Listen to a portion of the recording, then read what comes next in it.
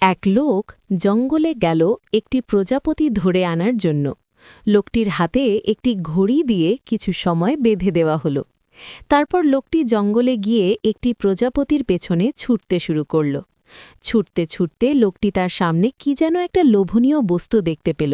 প্রজাপতির কথা ভুলে লোকটি ওই বস্তুকে নিয়ে তার থলের ভেতর রাখল।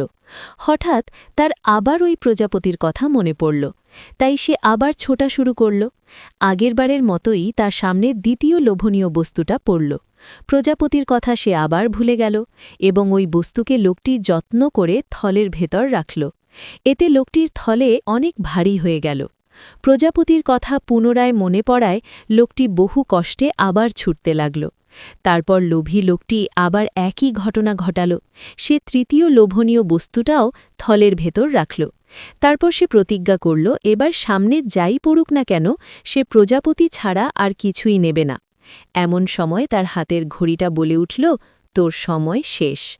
তাই লোকটি প্রজাপতি না নিয়েই ফিরতে বাধ্য হল, কিন্তু তার থলেটা এতই ভারী ছিল যে সে এক পাও নড়তে পারছিল না। তাই সে থলেটা রেখে শূন্য হাতেই জঙ্গল থেকে চলে এলো। আপনি কি জানেন লোকটি কে ছিল? অবাক হলেও এটাই সত্যি, এই ব্যক্তিটা স্বয়ং আপনি। হ্যাঁ, আপনি। ওই জঙ্গলটা হচ্ছে পৃথিবী, ওই প্রজাপতিটা হলো পুণ্যফল, আর আপনি পুণ্যফল সংগ্রহ করতেই পৃথিবীতে এসেছেন।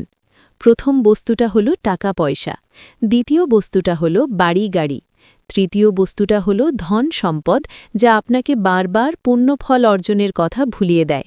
ওই ঘড়িটা হচ্ছে আয়ু। আয়ু শেষ হয়ে গেলে সব সম্পত্তি রেখে শূন্য হাতেই আপনাকে এই মায়ার দুনিয়া ছেড়ে চলে যেতে হবে। তাই সময় থাকতে সমস্ত জীবনের সমস্ত জড়জাগতিক লোভনীয় জিনিসের কথা ছেড়ে শুধুমাত্র ভগবানের শ্রীচরণে আশ্রয় নেওয়ার কথা ভাবুন। হরে কৃষ্ণা। রাধে রাধে।